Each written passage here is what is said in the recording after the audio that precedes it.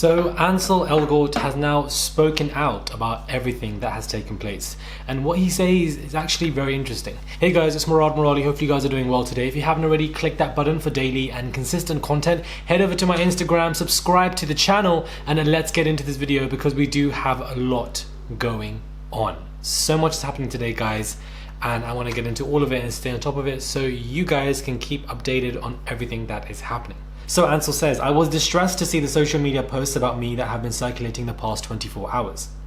I cannot claim to understand Gabby's feelings, but her descriptions of events is simply not what happened. I have never and would never assault anyone. What is true is that in New York in 2014, when I was 20, Gabby and I had a brief, legal, and entirely consensual relationship. Unfortunately, I did not handle the breakup well. I stopped responding to her, which is an immature and cruel thing to do to somebody. I know this belated apology does not absolve me of any of my unacceptable behavior when I disappeared. As I look back on my attitude, I am disgusted and deeply ashamed of the way I acted. I am truly sorry. I know I must continue to reflect, learn, and work to grow in empathy. This is what he has said. Now, I just feel like the apology itself was a bit half-assed. I feel like it was just quite short. It was just quite empty, and what I mean by empty is that you didn't even address the proper allegations that were against you. You just kind of skipped over them, because the issue here is not the age difference. The issue is consent or lack thereof.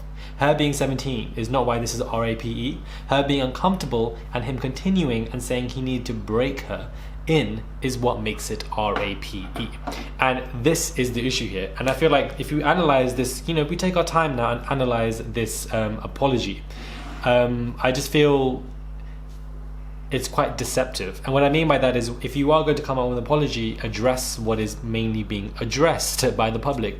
By ignoring it in a subtle kind of manner and talking about something else and deviation tactics that are being used and doused all over this apology note, then it really just becomes pointless and baseless, but people will take it because it can come across as an apology.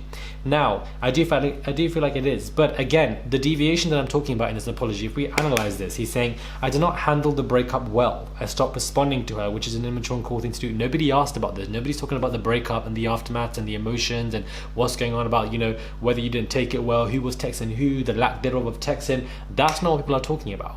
Nobody's discussing this, but this is what is now placed and planted in the apology to act as a deviation tactic so that people don't actually talk about anything else. They are now focused on, how there was a lack thereof texting, it was a bad thing for him to do. That was the bad thing for you to do, not what you saying that you wanted to break somebody in and that person was saying no and the lack thereof consent. That is what the main crux of this issue is, and I don't see that anywhere in this apology.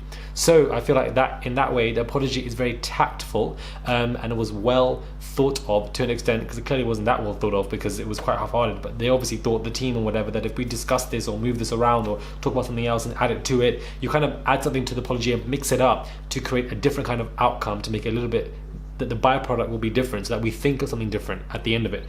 Upon reading this with the naked eye, I'm like, raw, he had, his attitude was bad, he was disgusted by it, he didn't text her back, that was so sad, but that's not what we should be thinking about. That's not what we should be taking from this apology.